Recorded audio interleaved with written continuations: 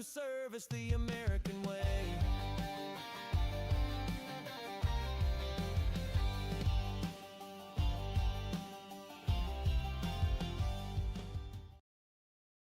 There it goes. Okay.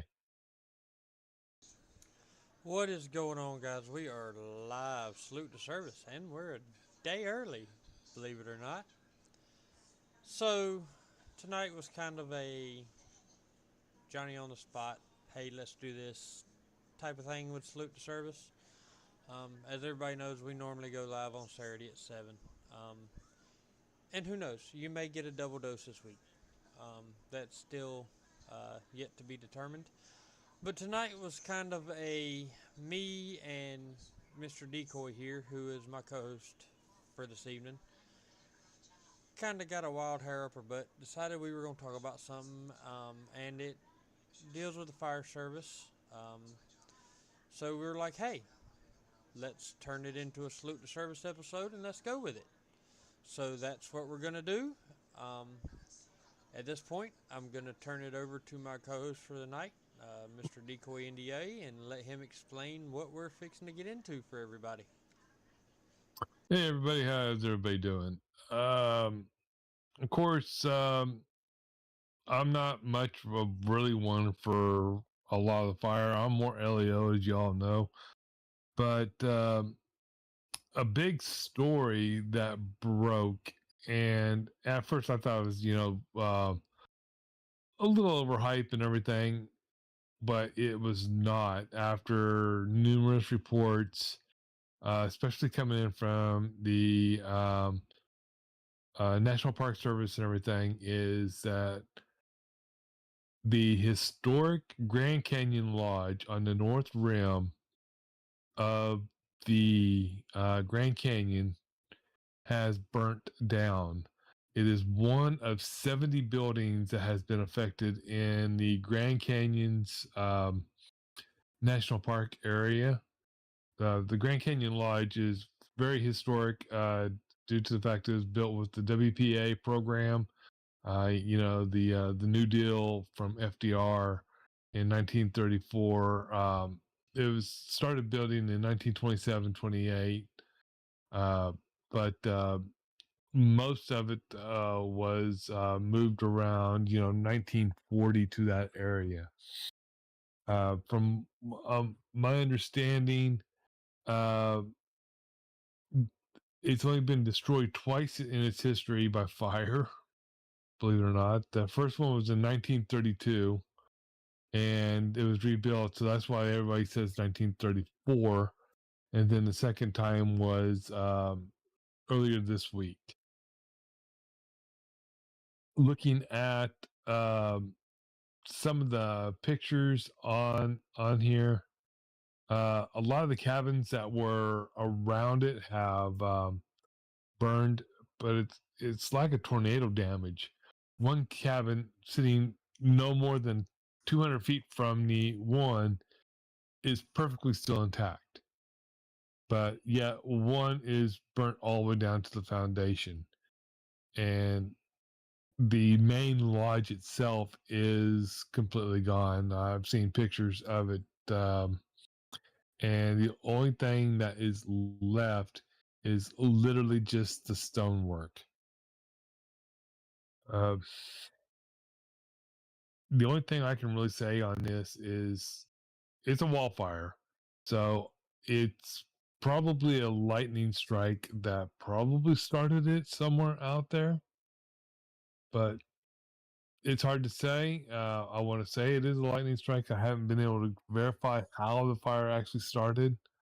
Um, they're trying to treat it as a controlled burn, uh, in a way, because it's on federal land and everything else.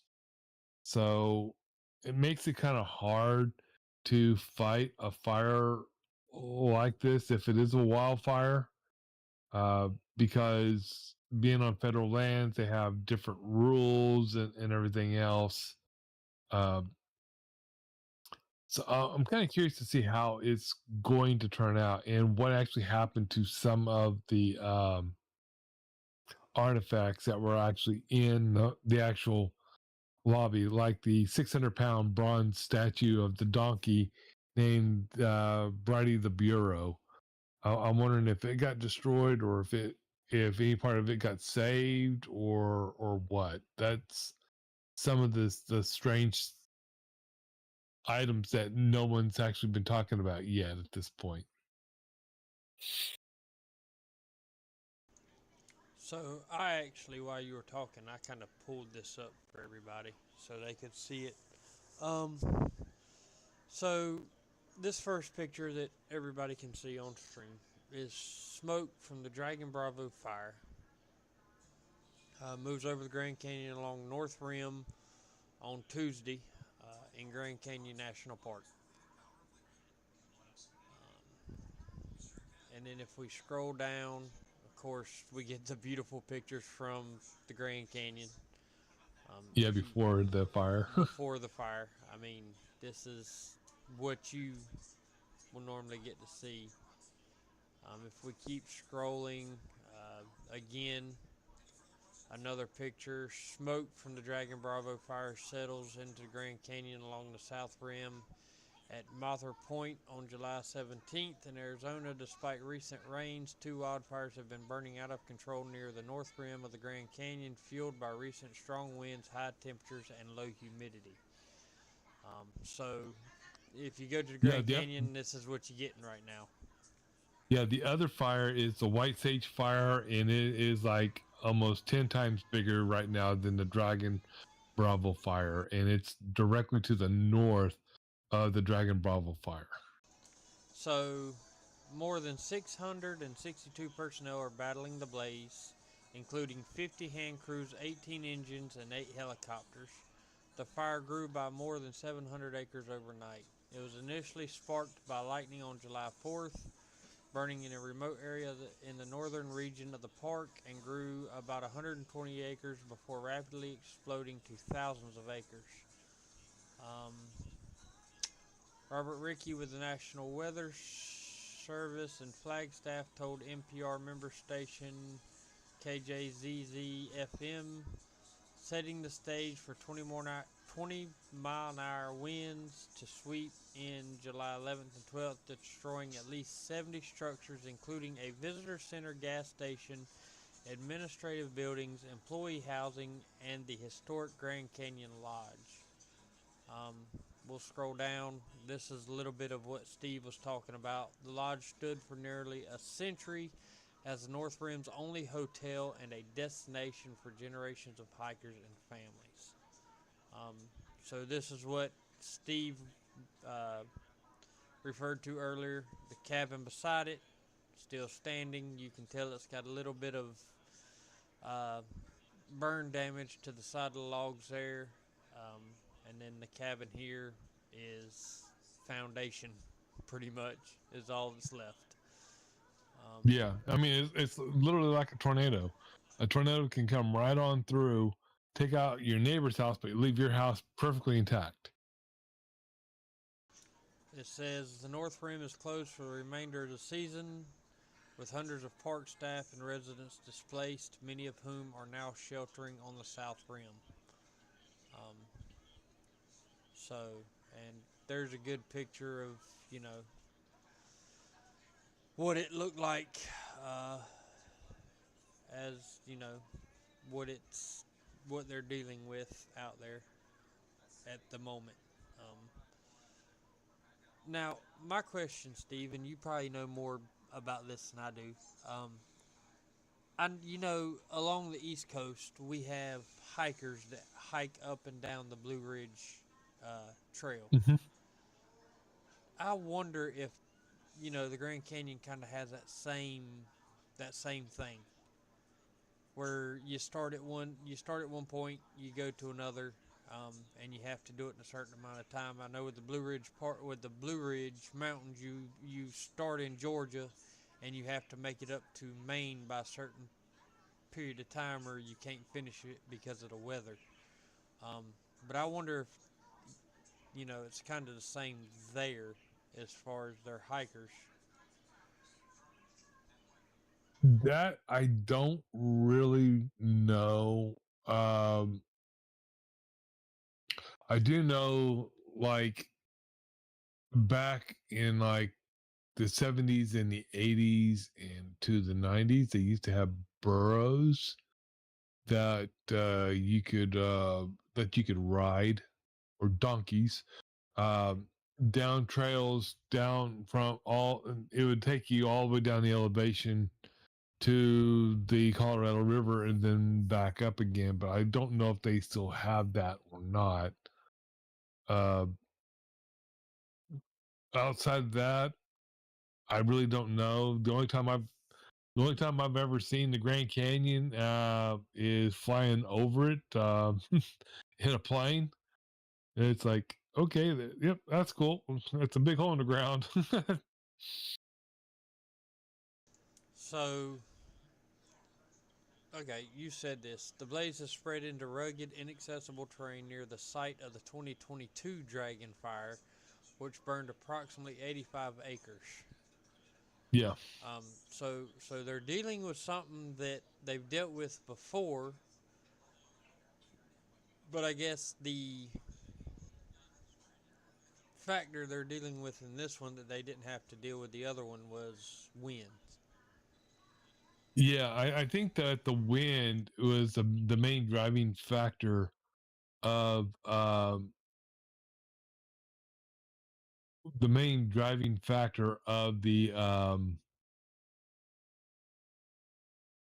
fighting of this one. Polly's saying you can't see your stream. It says your stream is still running, but it's looking at the deal. It's like they can't see the picture for some odd reason.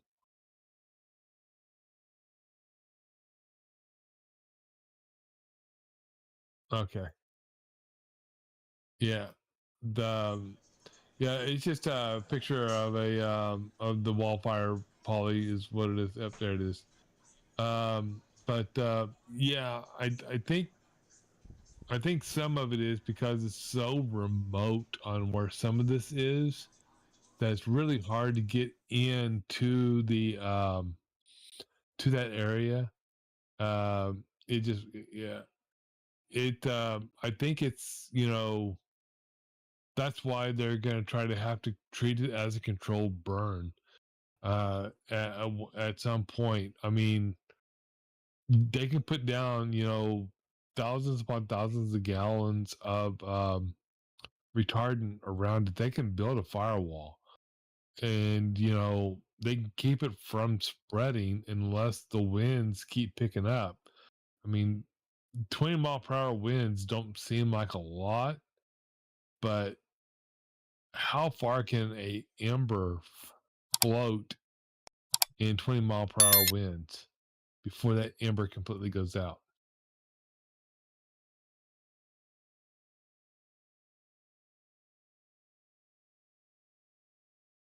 I'm trying to see what else they had It on can there. it can float a long way, and just in case anybody out there doesn't know,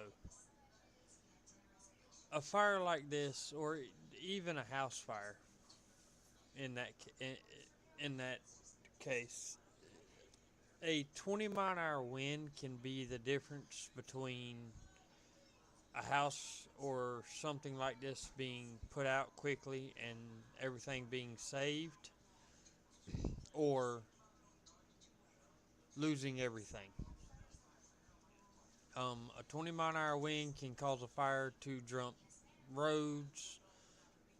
It can cause it to jump, you know, it can cause it to jump the canyon in this case. I mean, it can go from one side of the canyon to the other in a hurry.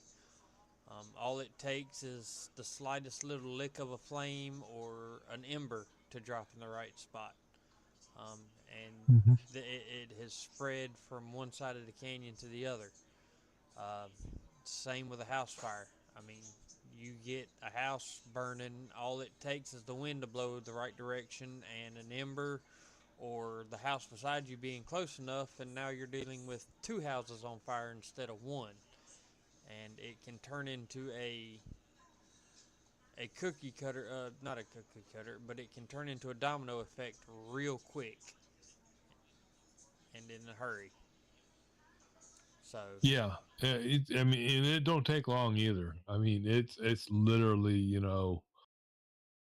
in Ember, under the right conditions, if you got good fuel, you've already got your heat source, and you got plenty of oxygen because you've got wind blowing, it ain't gonna take it long. I mean, and it's Arizona, so it's gonna be dry. Also, speaking of aerial retardants, it was not feasible because they actually had a chlorine gas leak somewhere also. So as the chlorine gas is heavier than air, it can't um, settle into the elevations and everything, so it produced a health risk. So they said no to the retardant on that until they get the chlorine gas leak mitigated. so it also says that in this that I have up that the fire left behind snags, weakened trees prone to collapsing without warning, which can pose a deadly threat. Um, they call those widow makers, those trees, because they kill firefighters. And Yep. got that is a real threat. A tree that has been burnt uh, in this situation, I mean, it's been burned up. It's if it collapses, it will do just that. It will kill any and everybody that is in its fall area, which unfortunately in this case is the firefighters and the people trying to mitigate the situation. Right. And I just want to kind of throw this up. This is just my way of thinking, also. It's like, this was started by a lightning strike. So this is nature taking care of nature. Okay. It's not like it's, a freak item that actually happened. No. Wildfires like this are nature rebuilding itself. It's like clearing out the old growth, getting the new growths in, help refertilizing the soils and everything else like this. Uh, the problem is that we come out, we put our footprint in, we built the lodge, we built the national park, we get people out there. It's a tourist destination, so it makes it a public safety issue at that point. But uh, we have to kind of figure out where the balance is. It's like, how do we let nature run its course, but yet still protect the public? And that's kind of the feeling that people's had in the last couple of big, huge California wildfires too. It's like it's not really something new, but it's something that's actually pretty old in the same sense. But the problem is that they cut down where, or they're building places where they knew that these are common, but yet they don't want it to happen. And it's like, I hate to tell you, but nature's going to win. Every time. So, and we're kind of getting off on a rant here, but it'll be okay. What we as humans have to realize is nature's gonna run its course. Nature's gonna do what it has to do to make itself thrive. And Mm-hmm. and wildfires are just one of those things, like Decoy said, that nature uses to ensure that it thrives. And we as humans have to realize that if we put ourselves in an area where we know that stuff like this happens, then there's a chance at some point you could lose everything. You you Mm-hmm. can't you can't put yourself somewhere nature has a tendency of doing this stuff. And it seems like California, out of all the states, they have the biggest issue with it. California, um, this is really the first time I've heard of this year or in the last few years of Arizona really having an issue like this with wildfires, especially one of this magnitude. Um, but I mean, California, um, any dry climate, you put yourself in that situation, Mother Nature's going to do what she has to do to make sure things go her way. And if it Oh yeah. means setting thousands of acres of land on fire, then that's what's going to happen because that fire has a purpose. It Yep. clears out the undergrowth. It clears out the things that don't need to be there, so the things that do need to be there can grow and flourish. It's the same. It's Mother Nature's way of doing our version of a controlled burn, Hmm. just on a much larger scale. Yeah. So when we build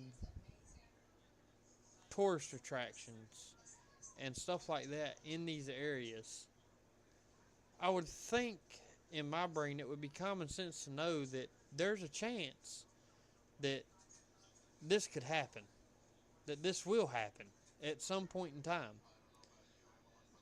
I mean, it seems like these people were surprised and shocked that this happened. But on the other hand, they had to know at some point it was going to happen. Yeah, I think one of the reasons why is like you said, it's been a long time since something like this has actually happened around Arizona, New Mexico, Nevada, in that area. The big news stories out there lately has been the drought. And I mean, to me, that's a red flag right there. It's like you're in a drought. Okay. You're nothing but you're priming yourself for an event like this.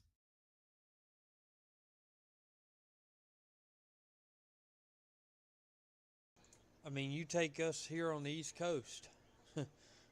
Our version of a wildfire has to be the exact, it just happens to be the exact opposite: high winds and a lot of rain. Um, Yeah. a Tropical hurricane, storms and hurricanes. yes. I mean, so again, it's Mother Nature's way of pruning herself. Yeah. It's Mother Nature's way of saying the strong will survive. It's just And, it's how it works. and I mean, we do get wildfires over here too, quite often. There are lightning strikes and everything else up in the mountains. And then there was uh I think there was a couple not too long ago that you all covered that was up in New Jersey even. There was a few here in North Carolina, and one of them was less than an hour away from my house. Yeah. Hmm. Hey Timmy, how's it going? Uh but yeah, I mean, I think that we've actually had two or three here in Maryland also. I mean, I hear brush fires, on the radio call all the time. And it's like, how in the hell do they get a brush fire? But like the other night we've had rain slash thunderstorms now for like the last 4 nights, every night. And we're not talking about a little tiny bit of rain. We're talking, shake the house thunderstorms. We're talking, uh, 2 nights ago we had over 1,200 lightning strikes in one storm. So I understand at that point, it's like, yeah, there's going to be house fires. There's going to be some, what they call up here, brush fires. So it's very common for, a lot of lightning to start, this type of these fires, but at the same time, I wonder how can something that's waterlogged catch fire? I mean, it is a question that probably, I mean, even boggles my mind. How can you take something that's been rained on for 2 hours, it gets struck by lightning, and all of a sudden you've got a fully involved structure fire? Yeah, But with a lightning strike, it's not really. I mean, it is the lightning that causes the fire, but you got to think when that lightning, say that lightning hits a structure, a house, it's not the part of the house on the outside that catches fire. It's it's the stuff on always the it's inside. always something interior that catches Yeah. fire. And it's lightning is what? Lightning's electrical. Yep. And water and electrical do not go together in the slightest at all. And you get a lightning strike on a house, that lightning, when that lightning hits a house, it runs through the whole house. It's just like Hmm. the lightning hitting you or lightning hitting a tree in a rainstorm.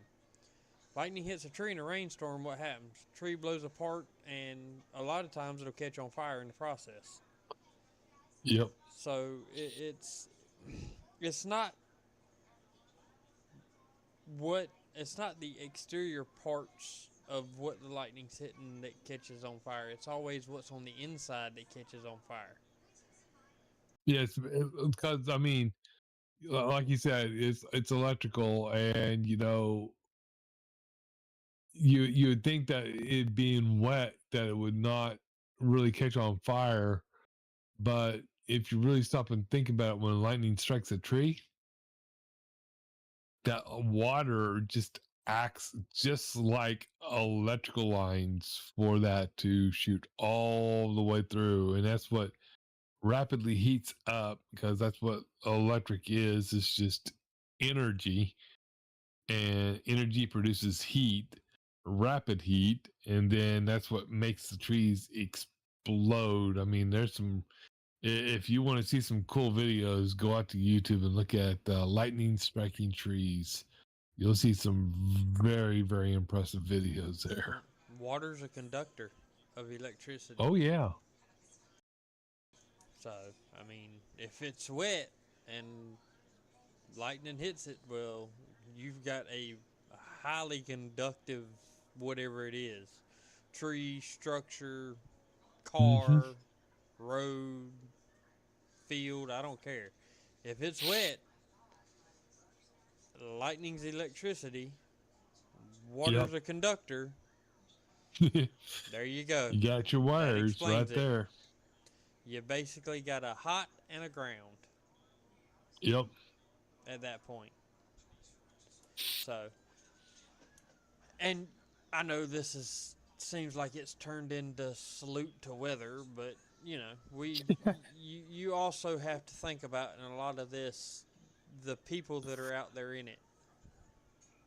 Well, it's We not really we salute to weather. We're kind of giving a backstory on,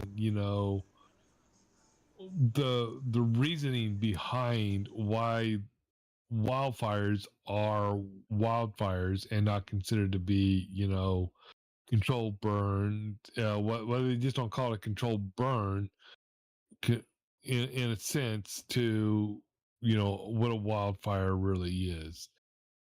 Because technically, if somebody goes out into a field, they light the fire, and then they run off and leave it and don't report it, and then it grows. That, to me, technically is not a wildfire. That is arson at its finest. If a wildfire is something that is completely natural in my book. And so that's where they need to find a way to better describe if it's man intentionally done or if it's nature intentionally done. And as Steve goes on, I do want to point out a couple comments here in our comment section. Timmy, thank you, sir. We appreciate the plug in the comments. And also, happy birthday, brother, from one service member to another. Wishing you the best. Hope you've had a great day. And I hope to eventually have you back on here um, as a military guest. In case y'all didn't know, so y'all know, Timmy said make sure y'all like and subscribe. Leave a comment after the live ends. Let them know your ideas. Um, Always, guys, leave comments. Um, Oh yeah. Let us know what you thought. Um, Leave ideas. We're always open to ideas from anybody. Uh, if you have an idea for something you'd like to see on the show, put it in that comment section. I can guarantee you it will get read, it will get seen, and your idea could end up on an episode of Salute to Service. So definitely put it down there. Um, No, definitely. And I don't know if it's in our description or not. It's not in there. Let me go ahead and get that invite link. and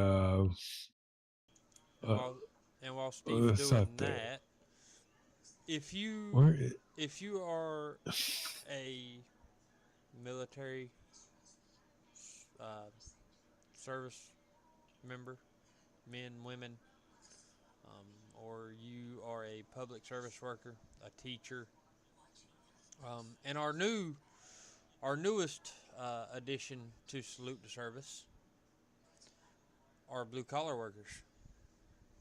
I don't know if y'all seen that episode, but we have introduced our blue collar workers into Salute to Service because I think they need a shout out and they need to be recognized as well.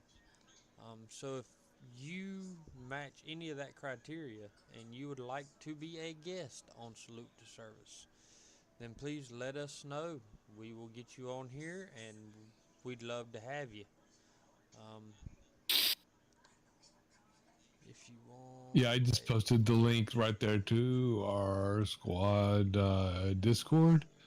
That way, if you wanted, you have any ideas, and you want to talk directly to anyone or the host, either at Salute to Service, our unfiltered, Two Drunks in a Bottle, Mysteries of the Underworld, or even my front porch, you can join in and you can talk to any of our hosts. And we're pretty friendly, we're pretty laid back, and we love to hear from y'all. so I have to agree with this, and I would love to see it happen. Um, Timmy says if you want a official last episode of the aftermath, let them know in every live until it happens. Where are my peoples? I will push for that one. As a host on Squad Productions and as the host of Salute to Service, I will push for that one. Love to see an official final episode of the aftermath. Well, I don't know if there's really going to be a final episode because the aftermath well, it may be a final in that form when Timmy was, help hosting it, because there may be another upcoming episode on that one, depending on if Tristan can get a couple of his friends on there to do some rants and raves on some Disney stuff. So there's works on that one because it's not going to be family friendly for the front porch. I'll tell you that. So, in case you guys haven't figured it out, the front porch and Salute to Service are the two more family friendly podcast of Squad Productions. Um, they're kind of Salute to Service is really your what, Steve, PG-13, and the Yeah. front porch would be more PG. Well, actually, no. I'd say they're probably both about PG-13. Um, I had to kind of raise the bar a little bit in order to get Hammy to show up every once in a while, and especially BB. BB behaves himself when he's on here. I don't know, but he behaves himself when he's on here. Yeah, because he knows there's a little bit of a structure here. He knows that on the front porch, it's like the unfiltered, but family version, so he can get away with a little more. Um, but but that's the deal with the front porch. I normally have about two or three different topics that I keep hidden from everybody in case nobody shows up. But it's just, anybody can come in and just start just shooting the shit on, anything that would happen, like from the 60s through the 80s, where people used to sit on the front porch and just talk. That's the premise behind it. Uh, the unfiltered and, two drunks, they're more of the NC-17 going up that ladder that way. It's like definitely unfiltered is a good terminology for that one because everything is unfiltered. Yeah, the drunk and a half and the unfiltered. I don't think those are more uh, 18 plus, to where we're kind of Salute to Service is definitely one of those that you get everybody involved. The front porch, Mm-hmm. same thing. Um, but yeah, we all work for common cause here, um, and Salute to Service. We get off on our rants. We get off on our different topics, but here we base every episode around the same thing, and it's those that serve and those that protect, um, and make it to where us ordinary people, if that's what you want to call us, can live everyday life. So that's what we base it around, and tonight's episode was based around those guys out there, or men and women out there. Sorry, I keep saying those guys like it's just guys out there, but the men and women out there fighting that fire, um, in Arizona in the Grand Canyon, um, and not just on the ground, but also in the air. Um, because Yeah, fire, and taking care of all like the chlorine leaks and everything, because I didn't even know about that until I was just looking. I did not know that there was a chlorine gas leak out there at the same time. And it's like, I mean, that's even massive at that point. I mean, that's almost a separate incident on top of itself. yeah, a fire like that can't be fought from just on the ground. A fire like that gets fought from many different points of attack. It gets fought on the ground, it gets fought on the air, or it gets fought from the air, from the ground, and a bunch of different areas of attack as far as something like that's concerned. Um, and it just all depends on what they're trying to protect and what they're trying to accomplish is to what point of attack they take to uh, try to contain or extinguish a fire of that magnitude and in an area such as the Grand Canyon. The Grand Canyon is a very beautiful place, um, but at the same time, it can be a very unforgiving place, um, for Yep. both for both humans and, I guess, animals and such. It can be a very unforgiving place. So, I want to give a shout out to those men and women that are out there fighting that, um, and the men and women out there rendering aid to those fighting that fire. It takes a team of people to do it. Um, I've always said there's no I in team. Um, I Yep. I can't do that by myself. It takes a group of people. So, big shout out to those out there fighting that fire, and as well as a big shout out to the support uh, staff or support group of people out there with him fighting that fire. Yeah, I was trying to see if I could find how many firefighters are actually out there, and I haven't been able. Um, they did say that it has expanded to 5,700 acres as of Monday.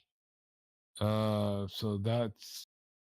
I hope it's gone down since then, but they were actually able to slow down the progression a little bit by using aerial drops of flame retardant. But it didn't say how many firefighters. Let me see if it shows here. No. Uh, According to the National Park Service, they do have a map of the affected area, the fire perimeter, and where the camp. I mean, it's still in etching now on the. It's retreated back from the visitor center back towards the campground area, but it is still quite huge. Um, they're not even saying exactly uh, how many firefighters are involved. Latest firing information, go to the incident page. And this takes us to the. I found the wildfire.org site, so I'm looking here. Um, Current situation is 662 firefighters.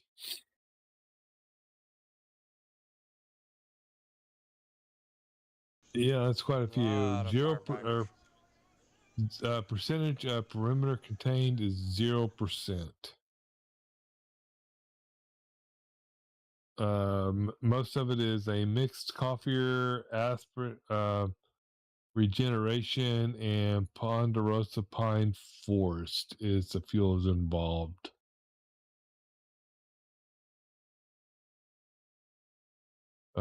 See what the total acreage is. Yes, 11,742 acres. And Monday it was what did I say it was? 5,000?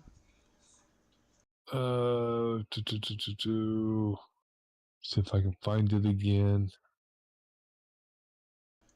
I think you said. I'm like going to about 5 different websites here. I think you said right at or a Oh little yeah, over 5 grand. 5,700. So the fire seems like it's actually growing. So that's not really a good sign.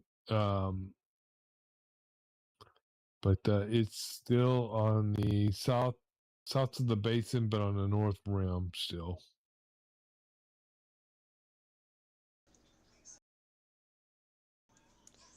And we will. So there's still on July the 11th. There was driven by strong northwest wind gusts, which is very uncommon for the area, and jumped multiple containment features. The fire behavior is very active. driven by hot temperatures, low relative humidity, and continued strong gusty winds.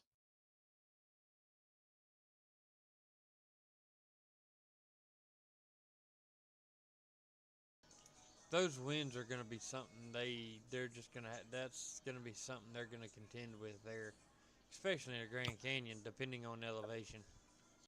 Oh yeah. Let me look at my weather radar real quick. See what is going on in Arizona. Let me find the Grand Canyon. That's the page. There's Vegas, Flagstaff. Should be right. That's Big Ears.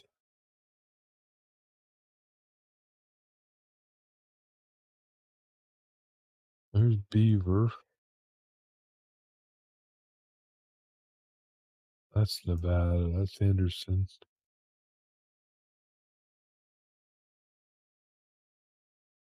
St. George. It should be Colorado City. Should be in this general area. I'm not seeing Grand Canyon Park. I'm not seeing any heat advisories or fire danger. Let me look at that. Let me open up the outlooks here and see what we have for dry thunderstorm. The only so this is what's interesting. The only risk of dry thunderstorms that are happening right now are literally through Idaho and the upper part of Nevada. And that is what do they say if a risk value is from the National Weather Service? No, they don't. They don't have a risk like they do severe weather. Um,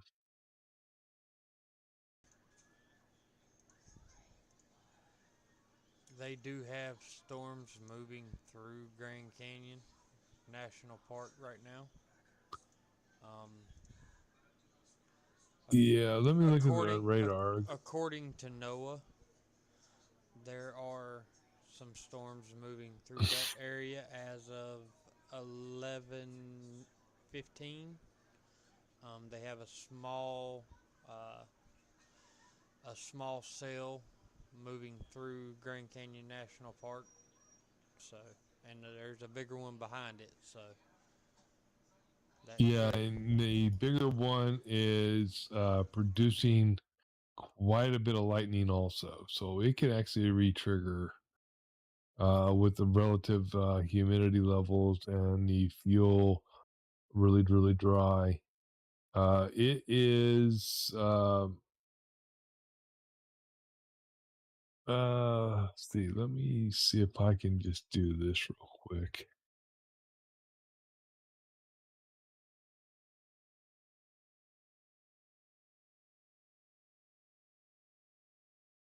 So I'll go ahead and share mine out. When he gets back, he can see what I'm going to be showing here. We'll show the radar from what I'm showing. The weather, I use an app that's free for everybody to use if you want. It's called weatherwise.app. If you go to the website, it's a free weather radar, and you can look at different reflectivities and everything else. If you watch like a lot of Ryan Hall, y'all, um, this is one that he uses.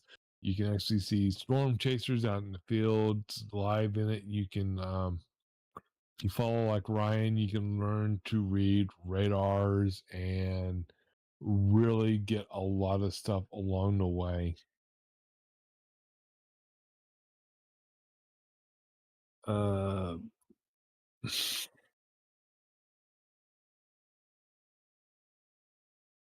let's see.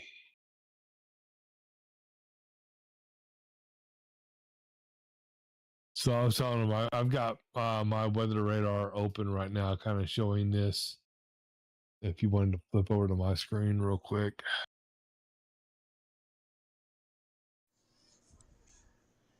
All right, we are on your stream, sir.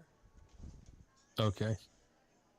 And like I was telling them, this is anybody can get this. This is a free application.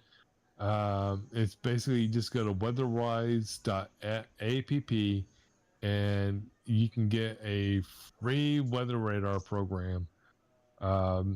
And you can look at a lot of different items like the outlooks. You can find out where the severe weather is or anything. But one thing I like about this is you can actually see the different roads laid out, and also you can see all the current lightning. And if there's any ones that were, previous, they kind of fade out. And so it's really, really good for showing, um, where dangers could be. And if you want to learn how to read a radar, one of the best things I can tell you is go watch Ryan Hall Y'all when he's live. He can teach you how to read a radar in a heartbeat. Now, another thing I want to see is I want to see what type of winds we got here. So we got some moderate wind, but it's not too bad. And I can actually zoom in here. And it's like, 7 to 8, 10 mile per hour winds in this storm.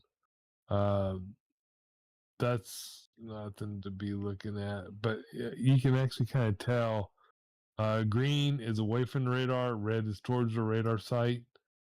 But there's a little bit of wind coming through with this storm also. This other little storm over here doesn't really have much to go off of. But I don't really see any rotation or nothing with it. It's just a nice little healthy little thunderstorm that's producing a lot of lightning. Let's see, what does the echo tops show? We can see how tall this bad boy is. 32 KFT. It's a little tall. It's up there. It's a pretty good little thunder boomer. It's just, dumping a lot of rain probably. Dry snow. That's hilarious. Um, I know it's not dry snow. Let me see if I can flip into a different radar here. Let's see if that might give something better. Light to moderate rain and dry snow and grapple. So what grapple is, it's think of like freezing rain is like grapple. So the atmosphere above this has got to be really, really cold for it to pick up like a snow or a grapple. But the ground's gonna be really, really hot. So it's gonna melt by the time it gets down. So it's gonna show up in rain. And that could be why there's a lot of lightning in here too. That's showing the grapple also.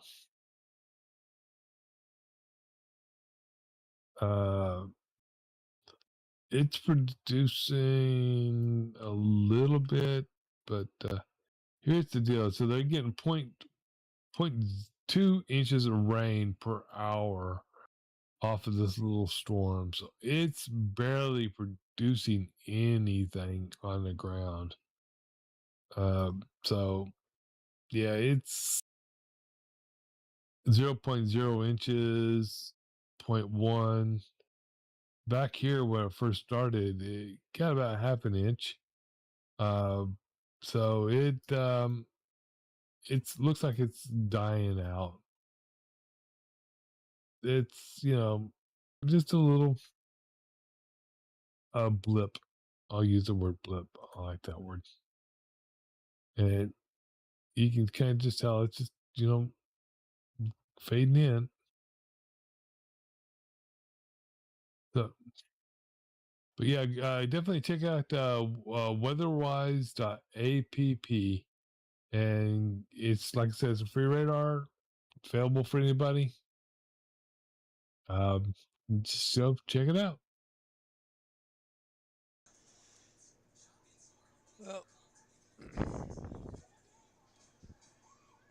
Well, guys, we have been through quite a bit tonight. It was a unexpected stream, to say the least. What you think, Steve? Yeah, well, I thought it was pretty good. I mean, like I said, this was the only big news story that I've heard since July the 4th. Uh, the and the only reason why it really hit big was Tuesday when the fire hit. It kind of took me back a little bit. It's like, oh wow, because I didn't really know that there was a fire out there until they said that the lodge got destroyed, and I was like, huh? You know, one of those type of moments. And it looks like it's nowhere near stopping anytime soon. So, this will definitely be a story we come back to here on Salute to Service because it involves those who we cover. Um, so, we will definitely be coming back to it. Not I'm gonna. actually bookmarking. Not I'm gonna. bookmarking the fire page for this. Uh oh. Um, Not gonna confirm or deny on an episode tomorrow evening. We'll have to wait and see. Um, but I want to thank everybody for watching this evening. I want to thank everybody for joining us. I want to thank Decoy for bringing up the topic that we covered tonight with the fires there in the Grand Canyon and around Arizona. Um, we hope to go live tomorrow night. I'm hoping tomorrow night may be one of those so-called specials that we can get into. We'll have to wait and see.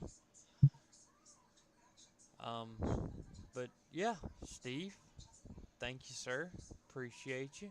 Glad to have you. Yeah, Um, I'm took good you to be on with you. took you a little bit out of your realm here, going into the fire side of it.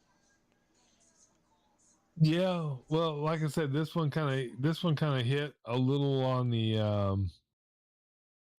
hard side in a way because, like I said, it kind of literally caught me off guard, and I knew that nothing has really been talked about much except for on the actual newses. So it's I thought it'd be a good episode for you. Sorry Yeah, about going off on the rants about the differences between man-made itinerary versus nature. and there is a big difference between the two. Oh yeah. But that will get covered more in depth, hopefully, in a later episode. I'm still working on that one, by the way. That's hard to schedule. Oh yeah. Considering the person that I'm trying to schedule it with is not home a lot, and if he is home, he's doing other things. So Hmm. a little difficult, but we'll get there. Hope to have him on here soon. I have two other people that fall into our new category on Salute Service, which is our blue collar guys and gals. So hope to get them on. But yeah, this was definitely something that I think we needed to get into, and I'm glad we did. Uh, and I want to thank everybody for watching. Thank you for joining us, and hang out Thank you.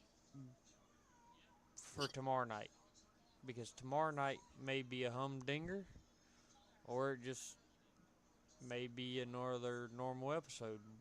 We'll have to find out. We'll have to Well, see. just out of curiosity, I'm going to plug myself here again. Didn't we actually get BB in line with you for Sunday for the barbecue edition of the front porch? We did. Yeah, I think the only one that we tried to get was Polly, but he didn't want to get roasted about his roast. So Yeah, he didn't want to get roasted on his barbecue techniques. yeah. And the only one I don't think, the only one that we never heard back from was Hammy on his barbecuing techniques. I can't remember, was it you or Hammy that said to stick a beer can up a chicken's ass? That was me.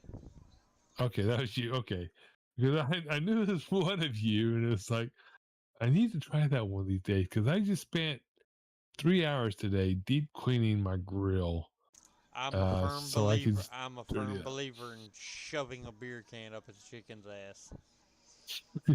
Yeah, I couldn't remember if it was you or him. So, Yeah, that was me.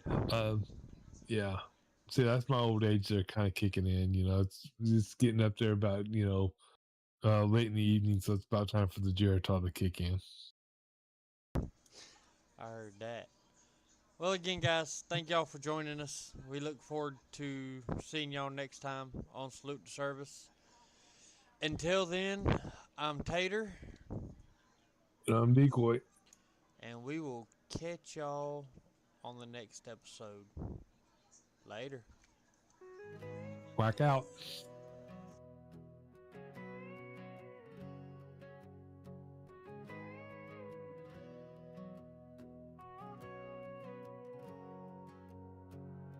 Crackling mic on a Saturday night, coffee hot, that flag still in sight. Boogie and Tater with the red, white, blue, tipping their hats to the proud and true. From boots on the ground in desert sand to the hometown cop with a steady hand.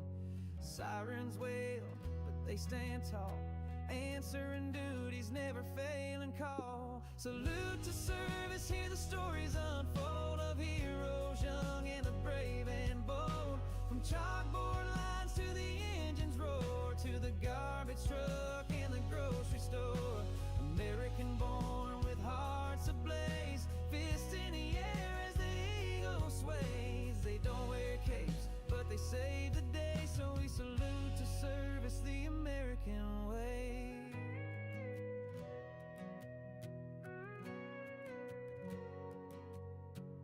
EMS flying down the line, running toward the pain every single time.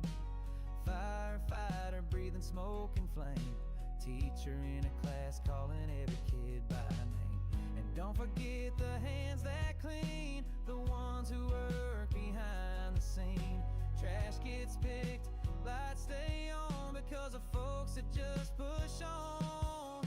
Salute to service, hear the stories unfold of heroes young and the brave and bold. From chalkboard lines to the engine's roar, to the garbage truck in the grocery store. American born with hearts ablaze, fist in the air as the eagle sways. They don't wear capes, but they save the day, so we salute to service the American way. It's more than a show, it's a battle cry for the ones who lay it all on the line. From sea to shining sea we stand, with calloused hands and folded flags in hand. Salute to service, to the brave and true. Boogie and Tater shining light on you. Military might to the chalk-stained hands, to the quiet few with a humble stand. American born, this land we praise, fist in the air as the eagle sways. Everyday heroes in every way, yeah, we salute to service the American way. The American way.